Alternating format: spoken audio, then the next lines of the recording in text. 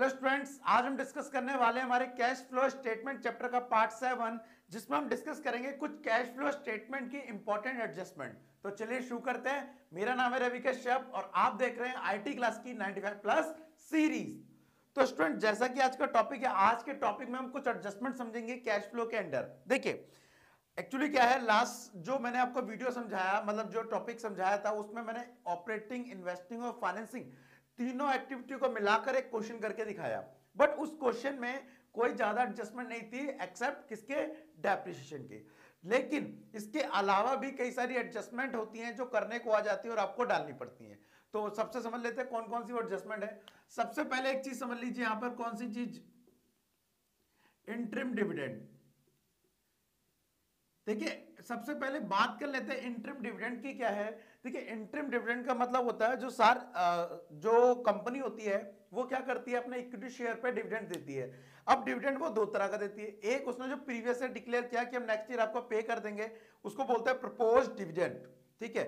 और वो डिविडेंड जो उसने इस साल डिक्लेयर किया है, मींस इस साल इसी ड्यूरिंग द ईयर, तो उसे बोलते हैं इंटरिम डिविडेंड। और ये इंटरिम डिविडेंड मान लीजिए आपको कितना दिया है, 20,000। तो इसके ट्रीटमेंट क्या है, ये बेसिकली एडजस्टमेंट में दिया हुआ, ये दो जगह चला जाएगा। एक तो आप किसको क्या कर देंगे, इफेक्ट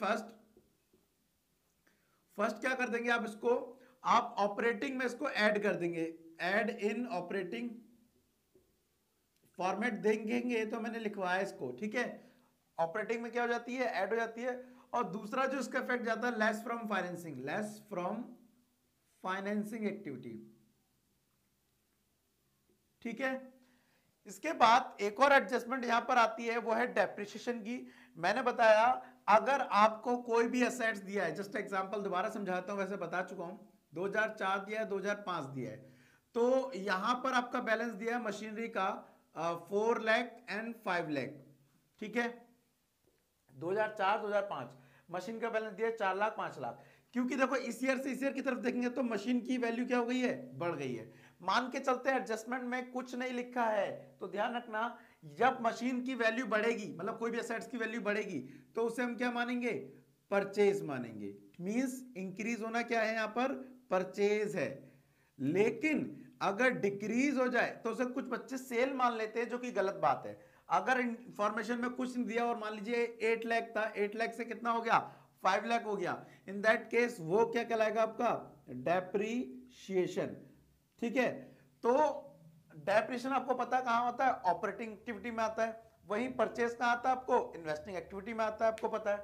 अब क्या होगा अगर इसके अलावा इंफॉर्मेशन एडजस्टमेंट में दे दे कि डेप ऑन मशीनरी रुपीज 50,000, रुपीज 50,000 या कुछ और something like, in that case आपको क्या करना पड़ेगा, आपको अकाउंट बनाना पड़ेगा असेट्स का, और फिर उसको पुट करके सारी वैल्यू ट्रांसफर करनी पड़ेगी। तो वो असेट्स अकाउंट मैंने इन्वेस्टिंग एक्टिविटी में समझाया है, आप देख सकते हैं।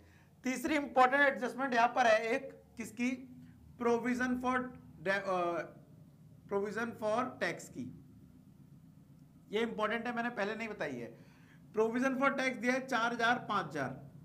अब यहां ध्यान से देखिए, प्रोविजन फॉर टैक्स जो 4,000 और 5,000 दिया है, उसमें आपका जो करंट ईयर का होता है प्रोविजन, करंट ईयर का प्रोविजन जो कि 5,000 है, वो तो ऑपरेटिंग में सबसे ऊपर ऐड हो जाता है, या आप कह लीजिए वर्क नोट में ऐड हो जाता है, provision for tax current year.